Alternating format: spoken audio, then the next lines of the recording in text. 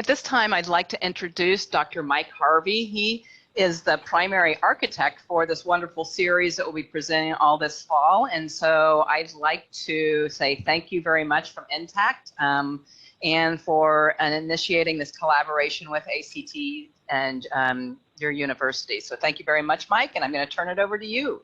Great. Thank you, Deanna. Appreciate it. Folks, we're delighted to have you participating in this webinar series on career and technical education for students with disabilities. Today's is the first of a 5-series webinar structure, as Deanna's talked about. We're basically going to cover CTE for students with disabilities and create a framework for understanding in today's webinar. We could jump to the next slide. The agenda is pretty straightforward. We welcome you, and the ground rules Deanna has spoken to. What we would do is ask, please, that if you do have technical issues, that you work with NTAS crew in the chat box and then the Q&A box for question and answers, and we'll have time at the end. I'd like to take just a couple of minutes to introduce our panel members. We're delighted to bring you excellent experts from the field, and that's kind of a push in my direction, if you will, but I'm Dr. Michael Harvey. I'm a professor of education in the Workforce Education and Development program at Penn State University. I'm going to talk about background, workforce development, and CTE concentrators. We have Susan Theriault, who is the Director of College and Career Readiness in the Success Center, and also Tessie Bailey, who's the Principal Technical Assistant Consultant for AIR, which is the American Institutes for Research. They're going to talk about federal legislation that supports education to the workforce. Catherine Imperator is the research manager for the Association for Career and Technical Education. Catherine is going to talk to us about the new Perkins 5 legislation and also ACTE's mission and vision and their services and supports for special populations. And last but not least, we have Patrick Biggerstaff, who is the director of CTE in adult education at Area 31 programs at MSD Wayne Township in Indianapolis. Patrick also is the vice president of the ACTE CTE Administrative Division, and he'll talk to us about perspectives from the field and what the Area 31 programs in the Indianapolis area are doing related to students with disabilities in career and technical ed. We'll have time for Q&A, and then we'll do a wrap-up. And with that, we'll move on.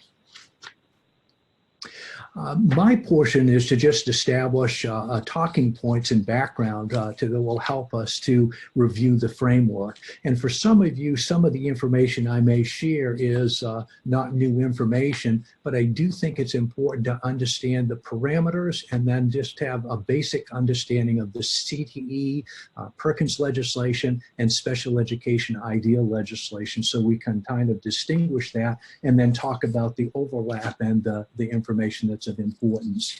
We can go to the next one.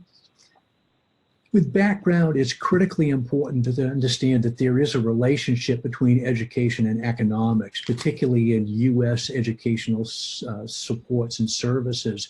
When we think about education and economics, the link is workforce development. So putting that in perspective, in education at the secondary level, we have career and technical education programs that offer occupationally specific skills training delineated towards business and industry jobs and occupations that allow people to move into either post-secondary education where they gain further information or directly into the workforce.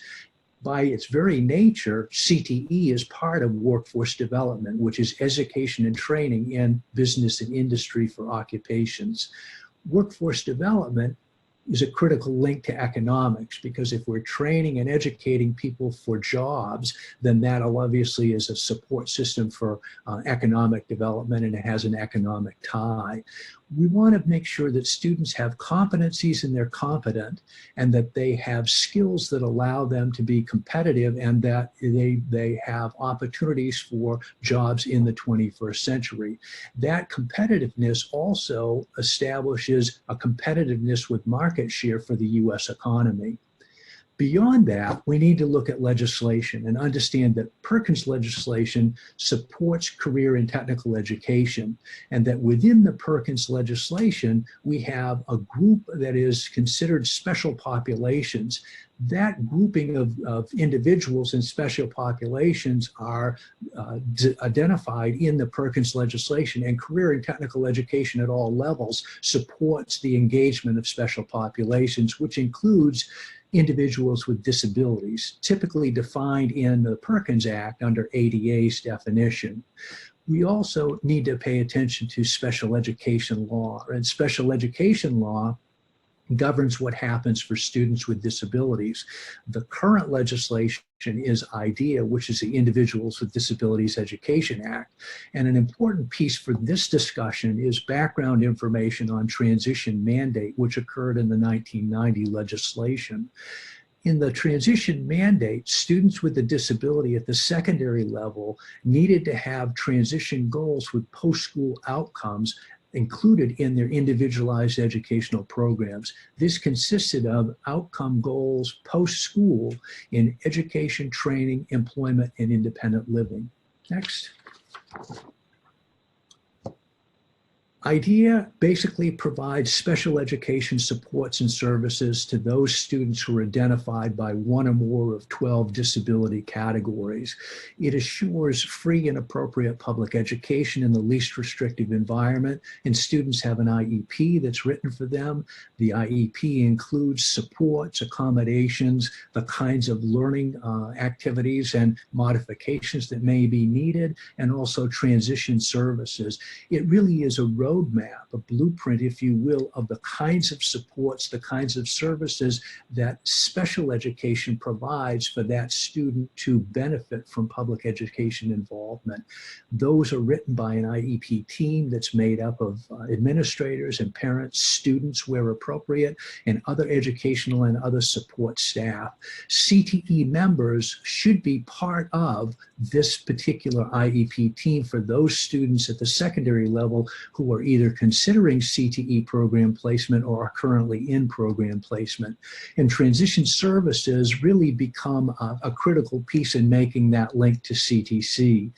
The IDEA mandate currently speaks to students who are 16 years old or older, having transition services and transition goals in their IEP that specify post-secondary goals in education, training, and employment, and where appropriate, independent living. And those post-secondary goals in the IEP are based on the student's individual needs, accounting for strengths, interests, and preferences. I would add, in looking at secondary CTE placement, we also need to consider the issue of ability in relationship to occupationally specific skills training in business and industry, which is what CTE provides. The federal regulations also speak to the fact that students have this coordinated set of services that are in an outcome-oriented, results-oriented process that addresses both academic and functional needs. For students with disabilities at the secondary level in CTE, it's important to understand those academic and functional skills are met through occupational skills development. Next. Can we go back one? Thanks. Nope, forward one. Sorry, my mistake. Perkins also speaks to a number of different things. The Perkins legislation has been with us since 1984. Perkins 5 is the new iteration passed in 2018. CTE is designed for secondary, post-secondary, and adult populations, and it focuses on CTE improvement across program areas. There are a variety of different purposes in CTE, but one of those is to develop challenging academic and technical standards in high skills, high wage, and high demand occupations that are geographically situated. Also, we want to integrate programs of study between secondary and post-secondary for students in career and technical education, so there is a continuum of program services. The Perkins Act also supports partnerships, and I know Catherine will speak to this in more detail, but that's basically career and technical education, working with local investment boards, working with business and industry, and expanding those partnerships to work with VR and WIOA to make sure that we're doing the right things in CTE to support those who participate in programs. And last but not least, CTE is really designed to help provide and increase employment opportunities for those who are underemployed and unemployed, and the legislation specifically speaks to individuals with disabilities. The legislation also includes a number of things, which are that in the legislation, Perkins 5, there's a professional development that is actually purported and supported for CTE teachers. And basically CTE teachers working with students with disabilities need to have knowledge and skills to best to provide instruction and support. These include positive behavior interventions, multi-tiered supports, and most importantly, the kinds of accommodations that are needed to be made in a CTE setting that's unique compared to other programs in public education. Two key terms I want to highlight. One of those is a CTE participant and a CTE concentrator. A CTE participant is at the secondary level is a student who completes not less than one course in a career and technical ed program or a program of study.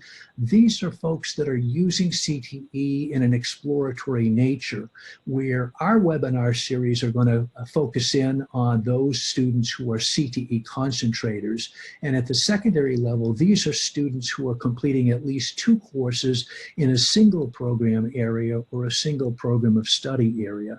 So these would be students who are interested in cosmetology, for an example, dental assistant as an example, early childhood, auto tech skills, and also carpentry as occupational skills area. It's occupational skills training for those who are concentrators. And that's what we're going to concentrate on in this webinar series, no pun intended. Next. Perkins also identifies special populations, and special populations really are delineated in 9 different groupings of individuals in the Perkins legislation. It's important, I think, for this webinar and background as we look at establishing really a foundation and a framework to understand that students with disabilities are among a larger group of students that Perkins speaks to in special populations. Having said that, next please. I think it's important to look at access and equity and really establishing the framework. I've used a Venn diagram here to set the parameters, particularly for students who are interested in occupationally specific skills training. CTE, as we remember, is governed by Perkins. Perkins basically says that CTE is an elective course of studies at the secondary level, and those students who choose this elective as concentrators are actually focused on occupationally specific skills training in business and industry that will lead to post-secondary education, or it will lead to employment. Under students with disabilities, these students are covered by the IDEA legislation in special education, and they meet the special education qualifying criteria. And these students have an IEP that delineates special education support services and related services. The important piece here is to know that in this graphic, as a Venn diagram, the piece that's in the middle are those students with special needs, those students identified with a disability, the secondary level, who are actually in career and technical education. And you can see that the key with this is to look at fit. And when you take a look at fit, it's important to understand occupational skills specific training in industry areas that lead to jobs, understanding that those young people with occupational skills training are looking to find skills that will help move them towards business and industry and employment in their chosen occupational area. We also need to be mindful of students with disabilities and their individual needs, their strengths, their preferences, preferences and their interests. I think that that's critical in aligning CTE and making an appropriate program fit. And last but not least, I think we need to talk about ability in the context of employment and interest and outcomes. When we take those things into consideration and have honest discussions, I think we will meet the transition goals of the IEP in identifying realistic post-school outcomes for secondary students with disabilities who want to concentrate in CTE. All of this happens at the local level, and it really is predicated on the relationship that special education professionals build with CTE professionals, and working together in a partnership is going to create a win-win for CTE, a win-win for special education, but most importantly, a win-win for students. And I hope that we can use this model as kind of the framework for success. And I'm going to pass to Susan and Tessie. Thank you. Thank you, Mike. My name is Susan Theriault, and you can also see Tessie Bailey, my colleague, who is also pictured in the video. I'm going to start off, and then I'm going to hand off to Tessie. So first, I'd love to just begin with a little bit of a background. So I'm the director of the College and Career Readiness and Success Center at AIR. We're a federally funded content center, and we support states in the implementation of college and career readiness visions, programs, initiatives, et cetera, that are really aligned with individual state priorities. That's a huge topic, and that has brought us a lot of places in the past 7 years that we've been doing this work. And frankly, we've mostly had been doing work in the K-12 area until about 3 years ago, when we started to acknowledge the feedback that we continually heard from our key state stakeholders as well as local stakeholders. And we decided to try to do something about it. So for this to really work, all of this to work really together and to think through an education to workforce pipeline that is aligned rather, you really need to bring together multiple pieces of legislation and multiple actors and stakeholders within a state or local regions to bring it together in meaningful ways and create a coherent pipeline. Next slide, please. Next slide, please. I already covered this one.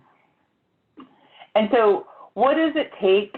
So we sat down and said, okay, what does it take to do this type of work? And the vision you see before you is like a cauldron, and we started to throw in all the elements that we thought were pretty important. So academic standards, employer needs, labor market demands, bringing together skills and interests of students, different types of students, different interests, different pathways, different ways to access this on-the-job training, post-secondary education, post-secondary training, or even post-secondary training within secondary and rethinking secondary. So we started thinking through this whole cauldron and realized, okay, we're ready, we're gonna do this, we have this big idea, we wanna help states create an aligned education to workforce pipeline. And basically what happened was we embarked on this journey. We brought some stakeholders together. We started to have some conversations with them. And we realized a few things very, very quickly. Anyone looking at these, and they're purposefully different colors, these pieces, and there's many more, will recognize that these are located in way different places in any given state or local region. And so we were running into geographic problems, like people who are just located fundamentally in different places. Structural issues in terms of silos. We've all talked about silos. There are plenty of those. Programmatic silos, resources allocation and silos. And it was making it very difficult for people to get together. But I'm going to say the thing that actually really happened that pushed us to this resource that I'm about to share with you was a conversation with a state CTE director who was working with it in the SEA to start to think through how to broaden access to career and technical education. And we were talking about the ESSA stakeholder engagement sessions. I'm sure many of you participated in these. And I said, oh, well, did you share any of your ideas about how you could connect to other parts of the agency during those sessions? And the response to me was, well, I don't really know ESSA that well, so I didn't really feel comfortable. And I realized quickly that information is also siloed, and people's deep knowledge and deep expertise that they have within these different pieces of federal legislation actually can become barriers because it makes it difficult to talk to one another. Next slide, please. Next slide, please. So as we were talking about this, and as we were, ESSA had just been, it was 2015, actually 2016, by the time we were doing this, ESSA had just been reauthorized, ESEA had been reauthorized to ESSA. We were analyzing it, and we were noticing a few things. We were noticing a few handshakes to Perkins, we thought, and stronger connections to IDEA and possibly even WIOA. And we started talking about how that could really build into, a state's college and career readiness vision. And then Perkins 5 happened. Perkins was reauthorized, and we started to see even more of it. And we saw huge opportunities as we started to analyze these pieces of legislation.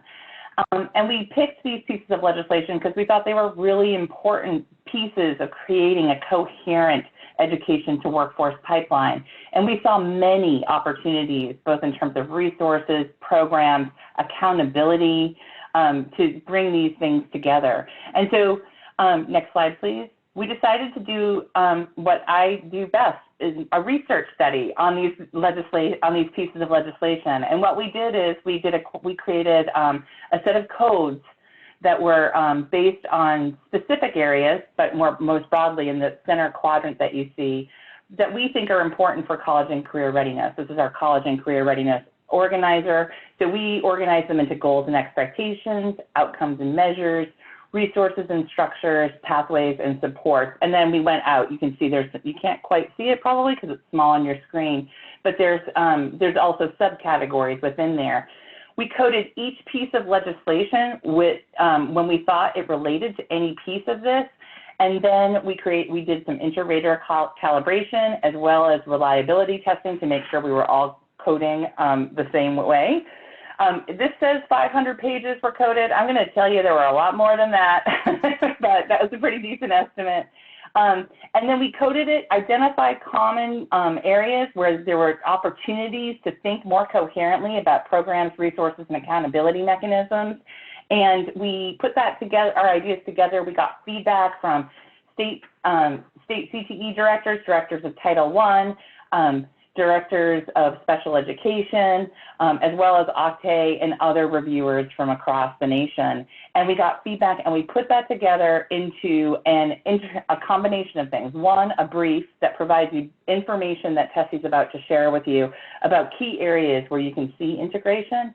And then two, an interactive tool where if, let's say, you know IDEA really well, you can look up portions of the law that you know and sort, and you can see across the other pieces of legislation where there may be some opportunities to make connections, build coherence, intertwine resources, rethink programs. So a more integrated approach. And with that, I'm going to hand it off to Tessie. Great. And if you look in the chat box, you'll actually see the links to those resources that Susan just mentioned.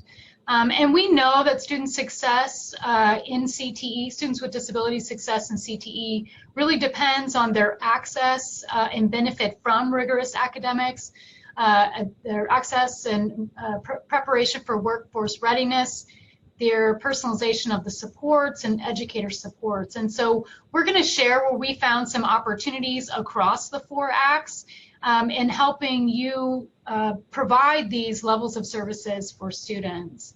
So on the next slides, we're going to talk about just rigorous academics. And yep, that's right. And so just move to the next slide. Yeah, and what you'll see is in this first bullet that across both ESSA as well as Perkins, there is so with the arrows, just one more click, there's an alignment with dual enrollment. We see the baccalaureate courses, our AP courses, and so we're able to leverage both ESSA and Perkins to ensure that students have access to rigorous academics.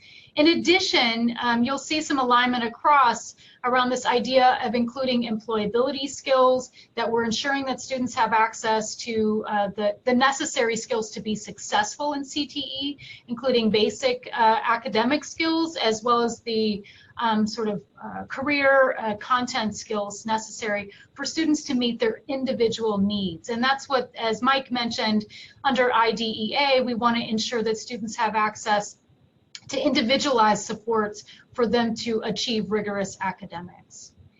On the next slide, we'll talk about the workforce readiness, and we definitely see a lot of alignment across the 4 acts that Mike discussed. The first one is looking at this real-world application. Are we ensuring that students are learning skills that are meaningful in their ability to move to post-secondary employment outcomes? And secondly, you'll see that there's some alignment with the work-based learning across ESSA and Perkins. And so we're able to leverage all 4 acts to ensure that students are students with disabilities have the essential workforce readiness for post-school success. And the next slide, we talk about some of the alignment that we saw and how we can personalize supports for students within CTE. And if you look at Perkins and WIOA, we see that there's opportunities for personalized supports around career counseling, access to transportation supports. And then if you look specifically under WIOA, it's just making sure that we're taking into account students' needs around these areas of housing, transportation, and counseling needs as we're providing our individualized supports for students. In addition, you'll see that we're thinking about this the needs of the student, that we're providing obviously access to the services within a single opportunity. It's not that they're always getting their supports in special education, they're getting them in general education, but we have access to these one-stop shops that are looking at broad skill sets or broad needs. And then finally, ensuring that there's an integration of the home and family in the personalization of supports. IDEA also requires that we're engaging families in the design of these individualized supports. But as you can see, it's also highlighted in ESSA and Perkins. And finally, in the last piece, we know that it's really critical that educators, whether they're general educators, CTE, or special educators, are prepared to help students with disabilities be successful in CTE. So you'll see that there's opportunities for professional learning for both CTE and general education teachers across ESSA and Perkins. And we'll just click for that. And then in the next one, you'll see that there's also opportunities for looking at some of those underlying skills that are necessary, including developing social emotional skills under ESSA, looking at instructional practices, particularly in literacy, that are necessary for successful CTE participation. And specifically under IDEA is ensuring that there is professional learning for CTE teachers and general education teachers to successfully work with students with disabilities in those CTE environments. So I'm going to pass this over to Catherine, and Catherine's going to talk more about Perkins 5 specifically. Thank you so much. I'm Catherine Parator. I'm with the Association for Career and Technical Education. If we can go ahead to the next slide, please. So we're really excited to be co-sponsoring this webinar series. I want to tell folks who are joining us who are not familiar with the association what we do and what we're about. We are the largest grassroots organization of CTE professionals. So that includes teachers, administrators, guidance counselors, institutions and organizations. Our members are the people on the ground implementing CTE programs in your local institutions and agencies. Next slide, please. And we have a number of divisions that represent all aspects of CTE, the different content areas, as well as administrators and counselors. And we also have a section dedicated to issues related to special populations, including students with disabilities. We can go on to the next one. ACTE is a federal advocate for CTE-related legislation and funding.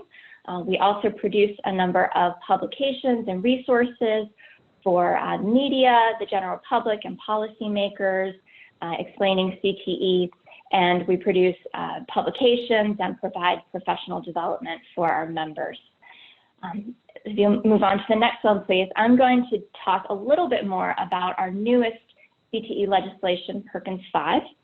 We are in the planning year right now, so states and local recipients are doing their needs assessment and their planning processes and preparing to write their applications that will be due this spring for funding under Perkins 5. There are several changes. Mike touched on some of them, and I will dig into a few of them more in depth. There are several changes in Perkins 5 that are relevant to students with disabilities. There's a greater emphasis in Perkins 5 from Perkins 4 on data-driven decision-making, also an increased focus on stakeholder engagement. There are some revisions to accountability indicators and some provisions to enhance efforts to serve special populations, including students with disabilities. So we'll go on to the next slide, please.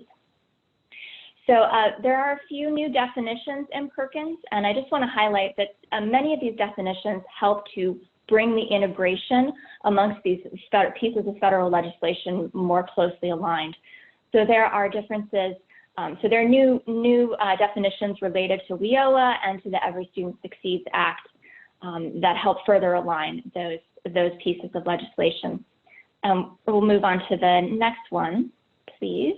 Mike touched on this already, but within the definition of special populations in Perkins, individuals with disabilities has been and continues to be an important student group within that definition, as well as some changes in the other categories under special populations related to draw a closer alignment to the Every Student Succeeds Act.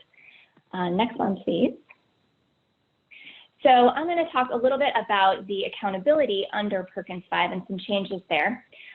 As Mike described, a few things about accountability under Perkins that I want to make clear. As Mike described, there's a participant level in CTE and then a concentrator level, a higher intensity, more focused course taking across a CTE program area. So these accountability indicators apply only to those concentrator level. And another thing to note is that the accountability is only for the overall student population. So locals and states are being held accountable for the performance of all of their students on these indicators. Now, there's required reporting in Perkins 5 disaggregated by student groups and even down to the program level when possible. And we definitely encourage and have heard from states that they are going to be really digging into the performance of disaggregated student groups, including students with disabilities, to look at disparities that might be masked by that overall student performance number. But what you're held accountable for is this overall student performance. So there's been some streamlining in Perkins 5 for what you're held accountable for. There's the graduation rate. There's a measure of academic proficiency on English, math, and science. There's a measure of transition after high school, and that could be into any kind of post-secondary education, an apprenticeship, the workforce, the military, the Peace Corps, other programs. There's a lot of options available in there, but it measures that transition to something else after secondary education. There's a measure for participation in programs that are non-traditional for that student's gender. And then there is a new indicator. Those four indicators that I just talked about are about student performance. There's a new indicator about program quality. So it's looking at programs providing opportunities for students to earn credentials, to earn post-secondary credit, and to participate in work-based learning. And right now, states are deciding if they're going to choose one of these or more than one, or there's also an option to choose one of those three options and add another indicator that is statewide and comparable across the state. So that's a little bit about accountability in Perkins 5. Next, I'll talk about a few of the provisions in Perkins 5 that are of particular relevance. If we can move to the next slide, for students with disabilities. Again, there's a focus on that integration across federal legislation. There's also an increase in some set-aside for individuals who are in state institutions, including correctional institutions as well as institutions that may serve students with disabilities. There is a new funding set aside for states to spend on recruiting special populations into CTE. There's an opportunity to use funding for professional development related to students with disabilities. And then I saved the last but not least, one of the biggest changes in Perkins 5 is the new comprehensive local needs assessment. So if we can go to the next slide, please. The comprehensive, a new requirement in Perkins 5 is that local recipients of the grant must conduct a comprehensive local needs assessment, and they must use the needs that they discovered through that assessment process as the basis of what they're asking for in their local application for grant funding. Now, a lens that looks at the needs of special populations should be taken across all of these sort of 6 components of the needs assessment, but there are 2 components that are kind of particularly tied to special populations and students with disabilities. The first one is looking at that student performance data disaggregated by different student groups and down to the program level. And then also the kind of the last box on the bottom right, there is also, you're also mandated to describe your progress toward improving access and equity as part of the local needs assessment. So if we can move to the next one, please.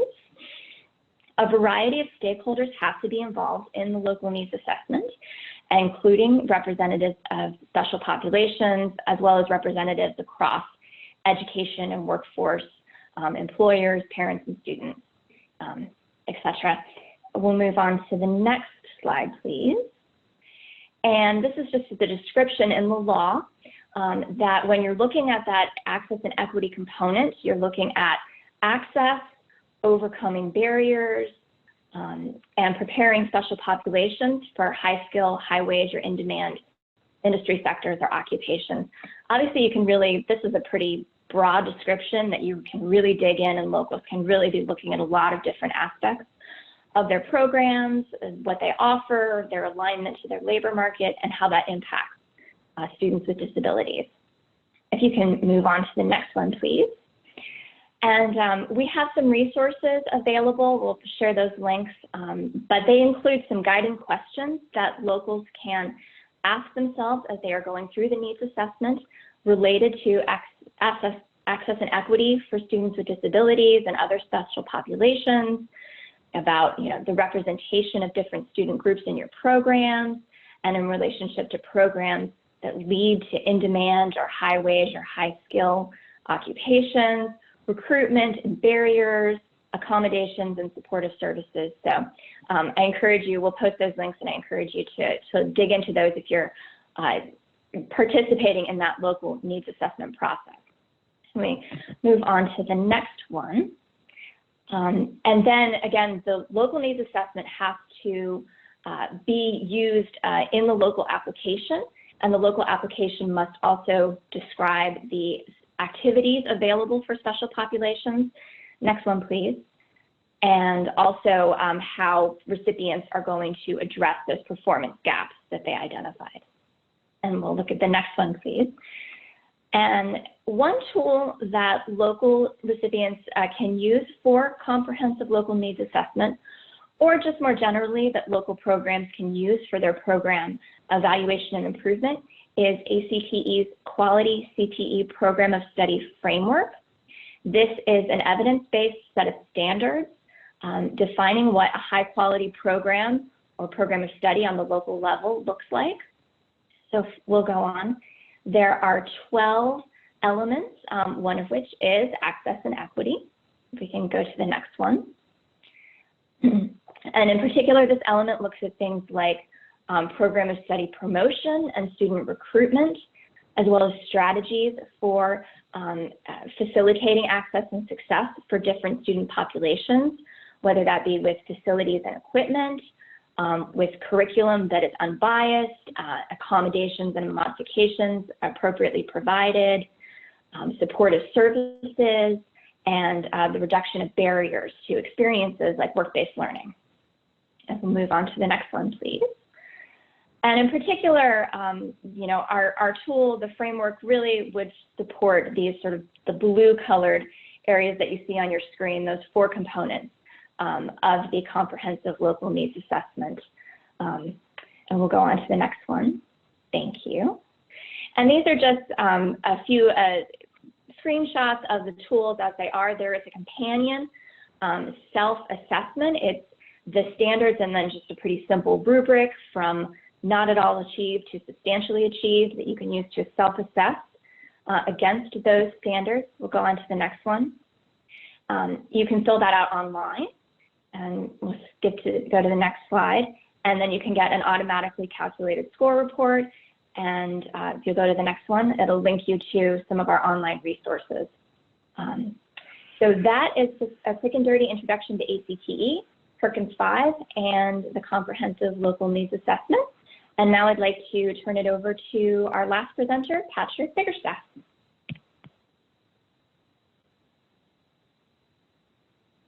All right, hello everyone. I am Patrick Biggerstaff, serve as Director of CTE and Adult Education for Area 31 Career Programs. We are based in Indianapolis. I also want to mention, in addition to serving as the Vice President representing administrators in the Association for Career and Tech Ed, I'm also a proud member of the Career and Tech Ed Equity Council, which focuses on equity and access for all students in career and tech ed. Next slide, please. Thank you. So I want to talk about 4 different things. I want to start out with an overview of our programs and student selection at Area 31. Talk a little bit about a key member of our staff that supports students with special needs. Talk about a model program called Thrive CTE, and then what I consider to be a very cool recognition program that's an annual recognition for people who support students with special needs here locally. So, overview of Area 31. We serve 11 school districts, homeschool students and private school students. We serve a demographic that spans urban, suburban, and rural environments, which is really one of the greatest things about this place, that there are so many people from different backgrounds coming together to learn. We have about 1,500 students every year who participate in our 3-hour secondary CTE programs. But we have, as you can see, about 17,000 total secondary CTE enrollments across our sending school district. We also have evening CTE programs for adult learners. That's an integrated education and training for adult learners, many of whom come through our high school equivalency program before coming into short-term credentialing programs in welding and CCMA and a number of other areas. But today we're really focused on the secondary student population. So in that secondary population, generally about 10 to 12% of our students each year are students with identified special needs. And they participate in better than 30 different career programs. So we have everything from aviation, dental, cybersecurity, many others. All of our programs offer college credits. Most offer industry recognized credentials. And then we have some early college programs where students earn their associate degrees actually a couple weeks before they earn their high school diploma. You can see with the logos on the right-hand side, we are an Indiana recognized STEM school, which talks to the utilization of technology as well as relationships with a lot of business owners and professionals locally. And then we are also a certified early college by CEL. That is the Center for Excellence in Leadership of Learning. So both of those things are really a testament to the work of our staff and students. We try to offer both the absolute best that we can. So we're constantly trying to be on the cutting edge. Next slide, please. So I want to talk a little about our enrollment process. Certainly when students are with us for roughly 3 hours a day, 182 days, and then do that again for a second year, interest is absolutely crucial to their success. But readiness is important as well. As I mentioned, our programs are college credit. So whether you choose to apply for the college credit or not, the instruction is still set at that level. We build a lot of scaffolding in place to help students be successful. They are young learners, so we want to make sure they have every opportunity to succeed. But if you're coming into a program like heating and air conditioning, for example, their textbook has the highest Lexile score out of any other book on our high school campuses, including AP classes. So if you're not prepared to engage, it's going to be a difficult time for you. So we want to make sure that students, again, have that interest and readiness. So you can see our enrollment process. Students apply online at their convenience. Then their application is forwarded to their homeschool counselors, who assess their application and make sure that they approve or verify the readiness to participate. Applications are then sent electronically to our staff here at Area 31. So we're looking at data regarding absences, GPA, test scores, etc. Interestingly, we do not collect data on race, gender, and special needs at the time of application. Historically, there was a perception that people were gatekeeping and not allowing access to students with special needs. That is definitely not the case any longer. I can tell you that in addition to being a licensed business teacher, I was licensed in special education. My lead counselor, many other key staff members we have are licensed in special ed and really have a heart for serving all students. So when those applications come in, they are blind at that point. We sort them and we review them by a committee that represents teachers, counselors, administrators, and special education staff from all 11 of our participating school districts. After placement decisions are determined, we have our Area 31 Special Education Coordinator who works with homeschools to identify students who have special needs and to arrange necessary support. So, for example, they'll reach out, find out if the student has an IEP, what their accommodations are, if we need to make modifications to the environment before they come in, or whatever we would need to do to help that student be successful. We then have a little bit of time to plan for that. Students are then notified of their enrollment, and then we bring them out for on-site visits during the spring semester of each year prior to their enrollment in the fall. So they have a chance to come back yet again, check out the facility, meet with the teacher, make sure everyone involved has a chance to make sure, again, we're preparing for the student success in that program. Next slide, please. I want to talk a little about the role of our special education coordinator. This is a position that we fund through Carl D. Perkins funding. This gentleman is amazing. He has made an incredible difference in the success of our students. So I want to talk a little bit about some of the things that he does. He certainly serves on our enrollment committee, and he provides push-in and pull-out services.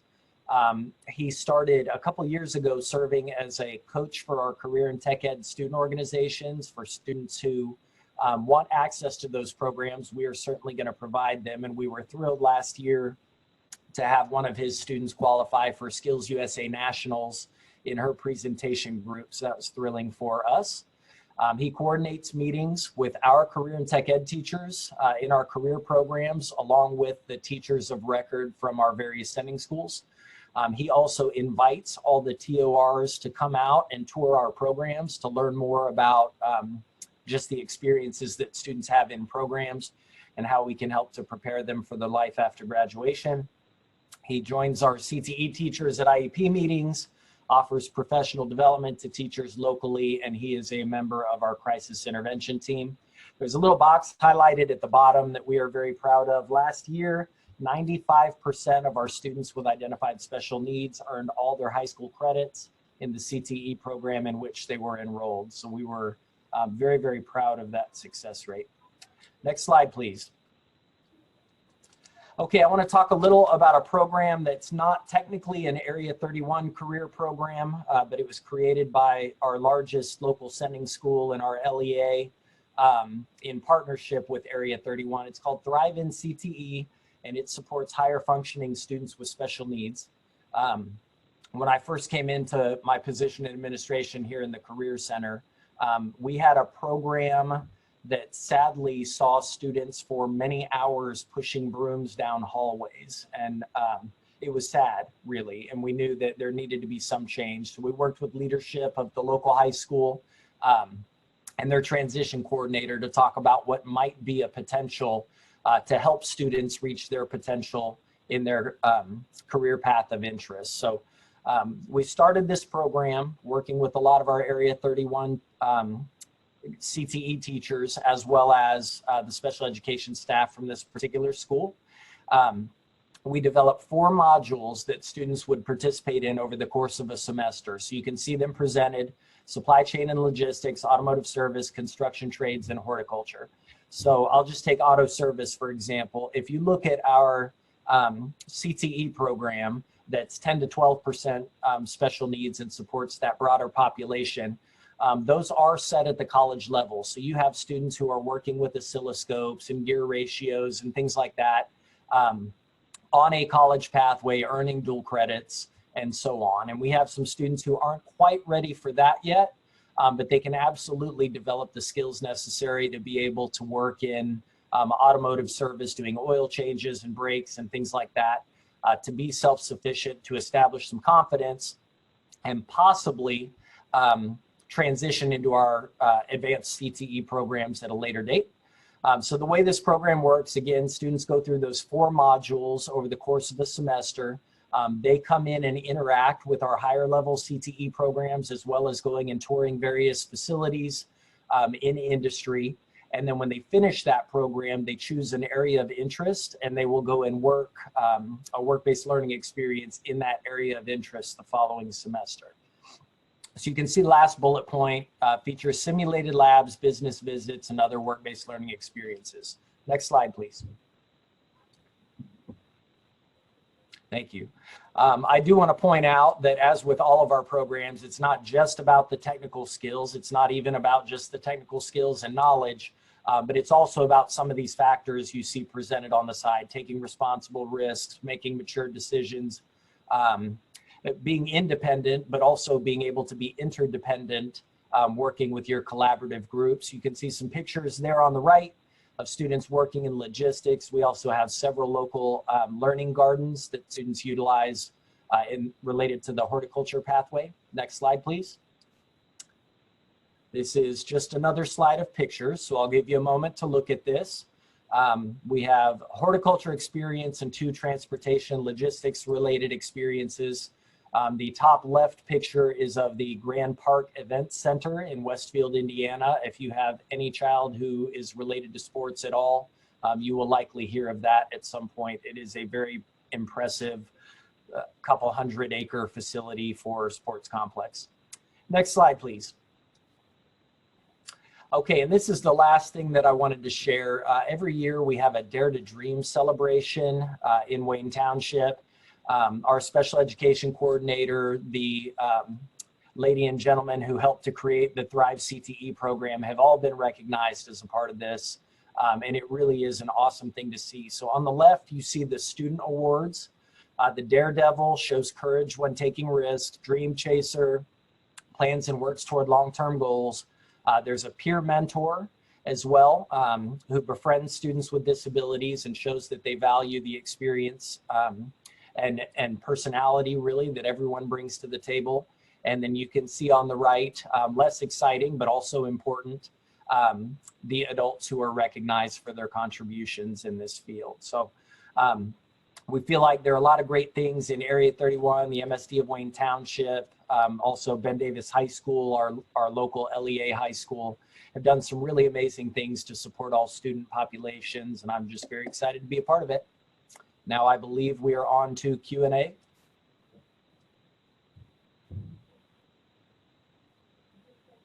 Yes, we are. So thank you, everyone, for such wonderful comments and information, and giving us a framework of CTE and youth with disabilities for that. So this is sort of the lead into the next 4 webinars. We'll go into more specifics across topics. So we have a couple of questions here. Please, if you do have other questions relative to the content of today's webinar, please type them into the Q&A box, and we will have time for about 30 minutes to answer them. And so there was one to you, Mr. Biggerstaff, is how many students with IEPs does the coordinator have that he works with in CTE courses? And A, does he attend all IEP meetings at all the various high schools? And could you explain how the elective college credit works? Is it simply paying for it versus not, or if so, who pays? That's Okay, loaded. that's a lot of questions. Yeah, So I can break them out for you. So again, if we're at about 10% of our 1,500 students on campus, there are about 150 students with special needs that our coordinator will interact with over the course of the year. The question regarding the electing dual credits is an interesting one that would probably require hours to answer because we're a complex system. We've got about a third of our teachers are traditionally educated, like our engineering and tech ed teachers. Most of them graduated from Purdue. We've got what we call workplace specialist teachers locally who have transitioned from industry. And then we have university instructors who teach full-time on our campus. If they're a university instructor who teaches on our campus, the agreement is that all students in that classroom have to be signed up for dual credit. So the participating school corporations have that built into the tuition they pay for CTE participation every year. In our other programs, we have some school districts that pay for all dual credits. We have other school districts that don't pay for any dual credits, and it falls on the students or their parents. And then we have some local organizations that pay for, basically they scholarship dual credits for kids, depending on where they live or what their interests are, or what program they're participating in. So I hope that helps to answer questions. I, like everyone else on the panel, would be happy to have more in-depth conversations offline afterward. Yeah, and so is there somewhere to see the Thrive CTE modules while you're still on, Patrick? The module, seeing them as far as the ones that are listed on the slide deck, or a more in-depth description? I think they're listed on one of the slides. Okay. Yeah, I didn't know. Is there somewhere? Yeah. Is there a link to look at them? There's not on there at this point in time, but I can share it with you guys to be shared out if you'd like. Okay. And here's a question that is more, I think, broader to the actual law. What are the CTE expectations for students with significant disabilities? For example, those not able to perform independently. And I'll open that up to anybody that wants to answer that.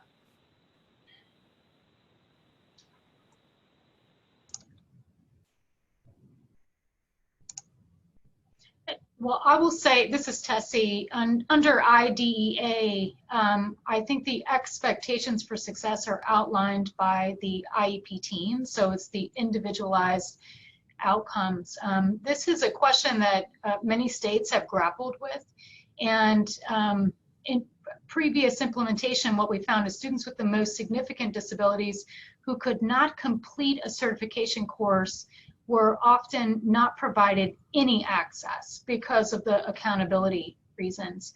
And there are some states, like if there are folks on here from West Virginia, where they're looking at or have passed rules that allow students with more significant disabilities who cannot meet the full certification requirements to participate in that program, and then provide partial, full participation to the CTE teacher for accountability, but allow the student to receive a partial certification.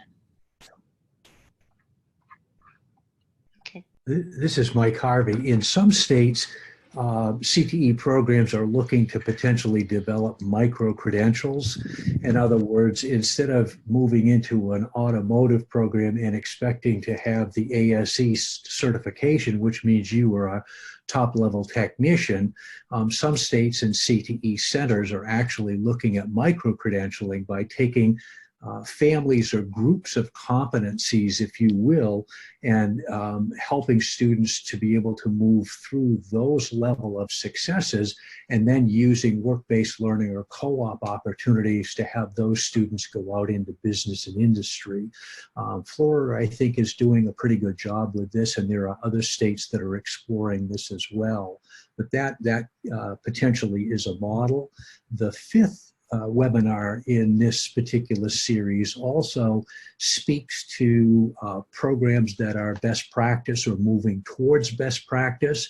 And Jim Kraft, who's the executive director at Berks County Career and Technical Center here in Pennsylvania, has an innovative program which he has set up in collaboration with WIOLA and VR that talks about serving students with more challenging needs in career and technical education. And they've actually developed a unique model, a unique design feature for program services. So you may want to jump in on that fifth webinar and listen to Jim's conversation as well.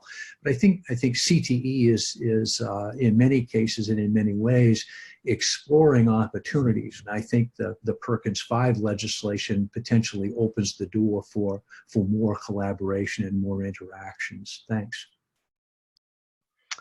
All right. So anybody else? Okay. Can I add something to that, Deanne? Yes. This is Dawn Rowe. Sorry. I would also emphasize that, especially back to Tessie's comment about the individualized education program, that the IEP teams are really looking at fit and whether or not the career technical education is a match for students with the most significant needs, and it is of their interest, because that's probably a thing you'd want to, is similar to employment opportunities and other things, is you want to make sure that the preparation that you're providing is actually going to lead them to their desired post-school goals. And so that is definitely a decision that the IEP team needs to make. And CTE can certainly meet their needs. And for some students with more intensive support needs, they may require additional modifications or potentially, as Mike mentioned, do micro-credentialing versus the full certification. But it's really important as we're leveraging CTE as a valuable transition service for students with disabilities, that we are ensuring that the courses that they take really do align with their interest and their post-school goals. All right. Thank you, Dawn. Then there's another question about students on modified curriculum can now receive an endorsement. Do you have any tools to train teachers, specifically on industry certified teachers, on how to modify their curriculum? And I think that may be addressed in some of our continuing in the series that's continues. Mike, is there, did you all want to elaborate on that? Or even answer the question about resources? In many ways, and if I'm understanding the question correctly, CTE teacher preparation is handled at the state level. I know here in the Commonwealth of Pennsylvania, we have 3 CTE, they're CTE personal professional development centers. So Temple University in the eastern portions of our state, Penn State in the central portion of the state, and Indiana University of Pennsylvania, IUP, in the western portion of the state, actually work with new CTE teachers and those who have come into the profession.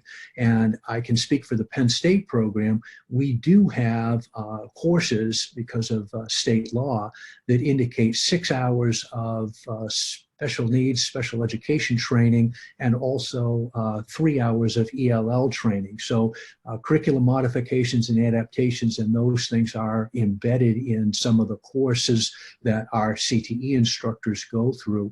I think the other thing that's going to be important, particularly in Perkins 5, and Catherine can speak to this as well, is that the Perkins 5 legislation specifically says that professional development in relationship to students with disabilities is something that must happen for CTE teachers so that they can be better trained, better equipped with knowledge and skills to help support, particularly accommodations, behavior modification, positive interventions, and those kinds of things. So I think there's opportunity there. And as I said in my presentation, the key, I think, that's important is to take a look at the local level and having special education work with CTE and identify where there are some trainings.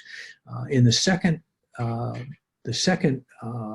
webinar series, we will talk more specifically about partnerships and collaboration, but that's an initiative that I think needs to happen, and I would encourage folks to move into that second webinar series to find out more about this. Thanks.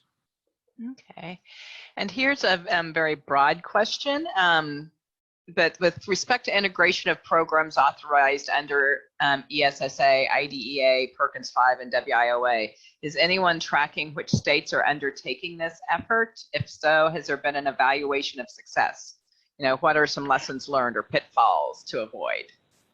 That's a great question. I would say, so we've been, this came out a couple months ago, so I don't think it's been in place long enough for an evaluation quite yet, but we have been working and talking with states that have been interested in this work. And I will say, as we move forward with them, typically they don't decide to integrate all of this all at once.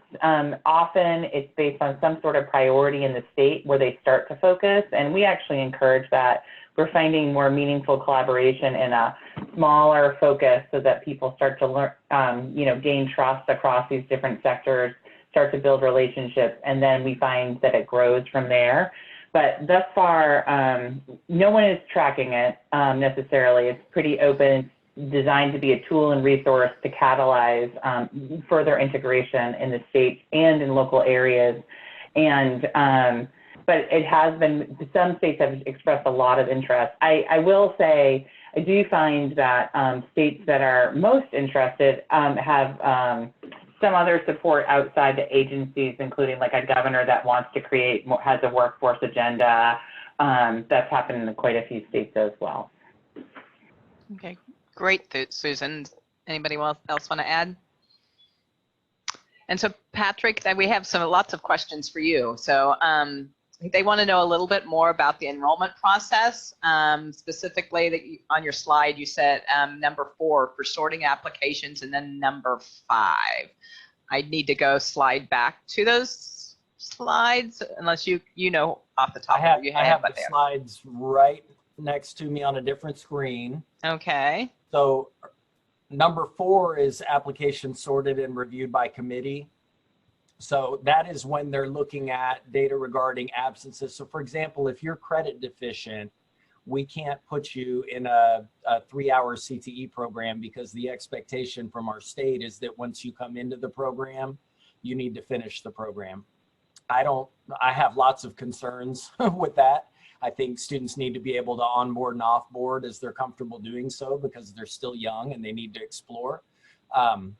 But as far as our state is concerned, if you get off track and you're not a concentrator, then we as the school have not done our job of inspiring you to stay in that pathway.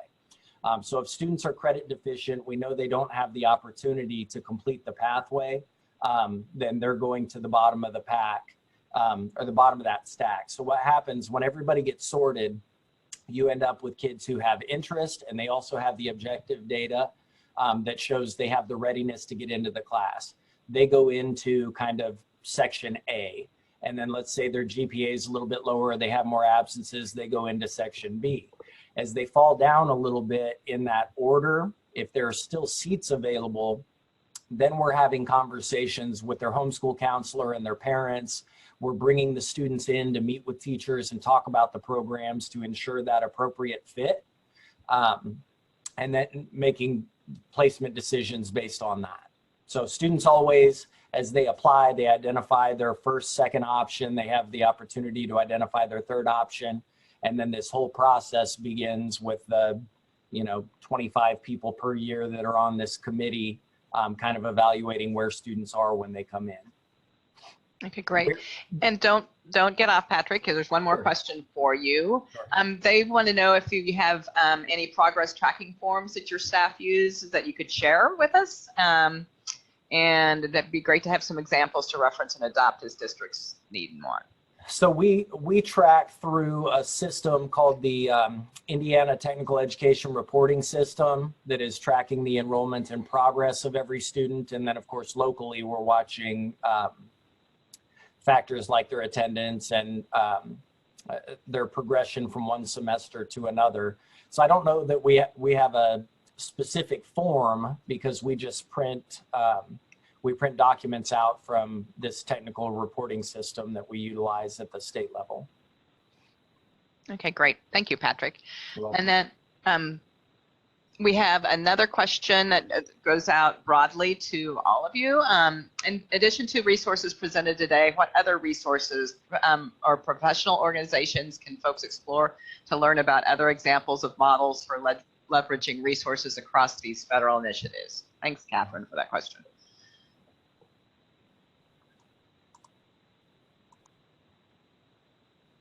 Additional resources, organizations?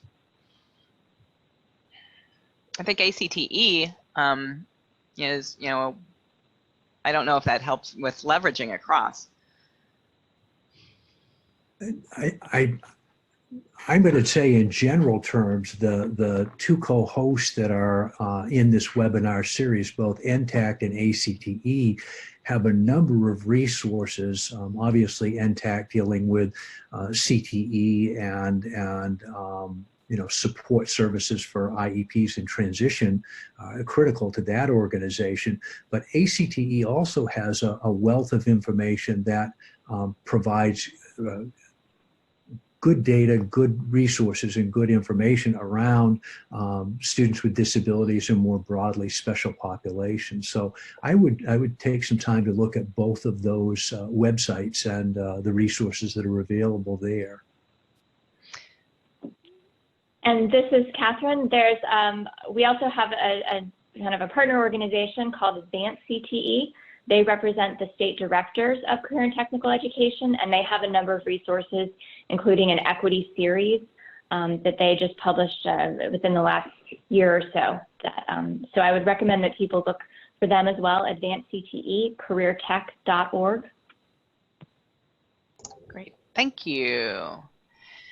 And here, this is a question. I don't know if it's for you specific, Patrick, or I'll open up to any of our presenters. When addressing work-based learning experiences, how is hands-on or community-based experiences embedded into the educational curriculum?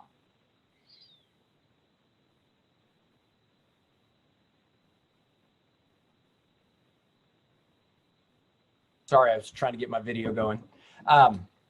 So for us, it's embedded in all of our programs. We believe very strongly in having guest teachers come into the classroom from industry, so we're building some familiarity there. But then we are very fortunate to have lots of minibuses and buses available that can support short-term work-based learning experiences, longer-term work-based learning experiences.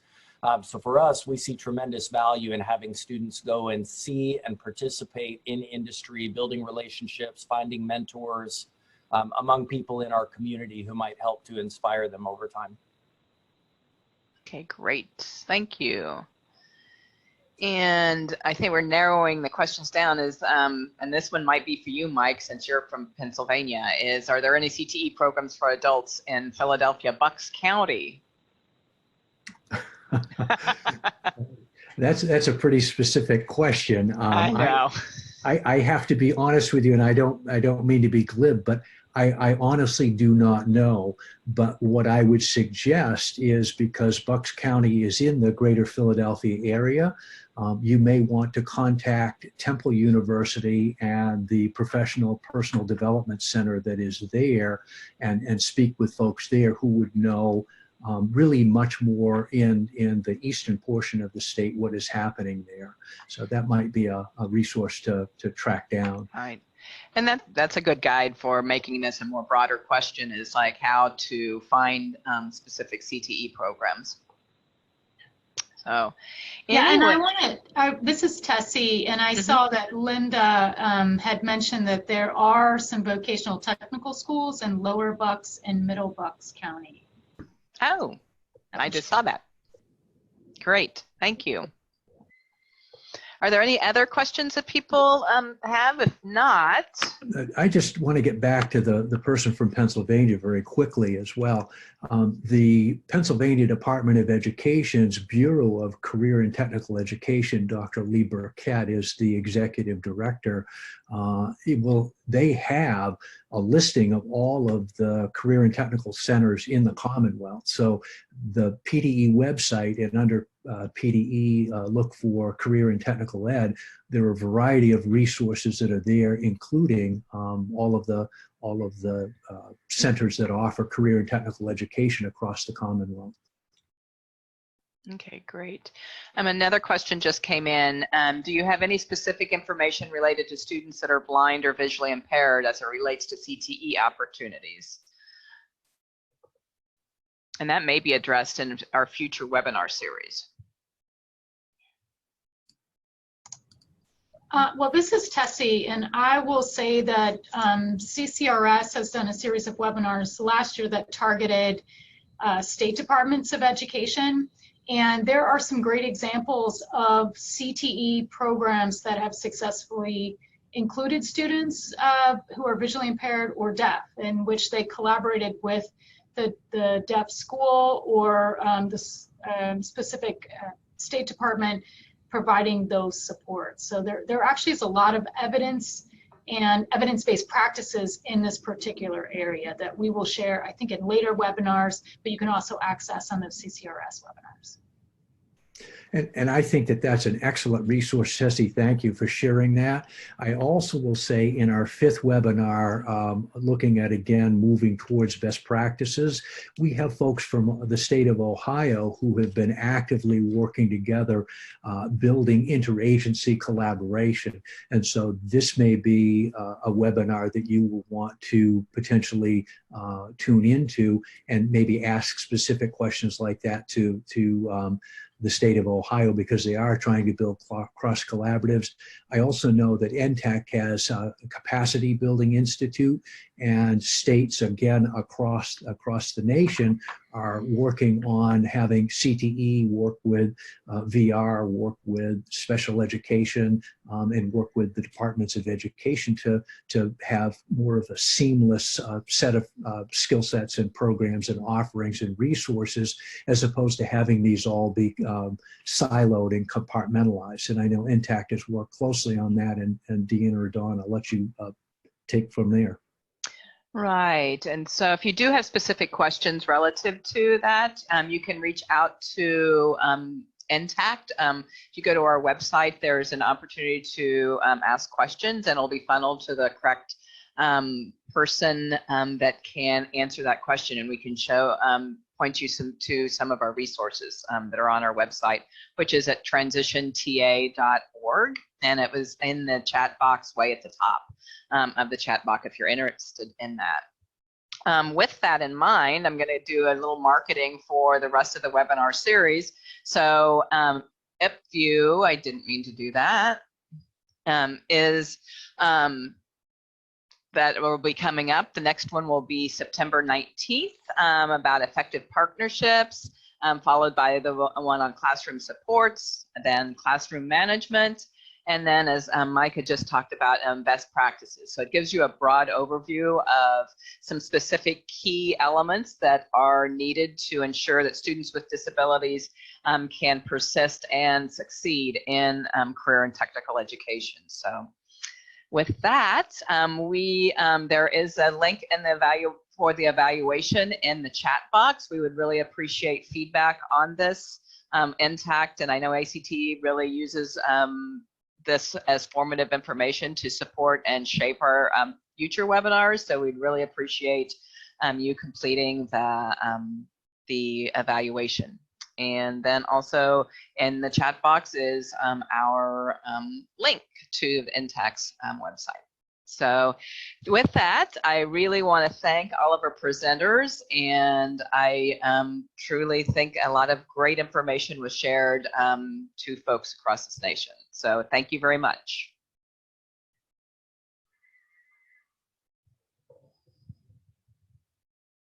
And with that, we can end the webinar.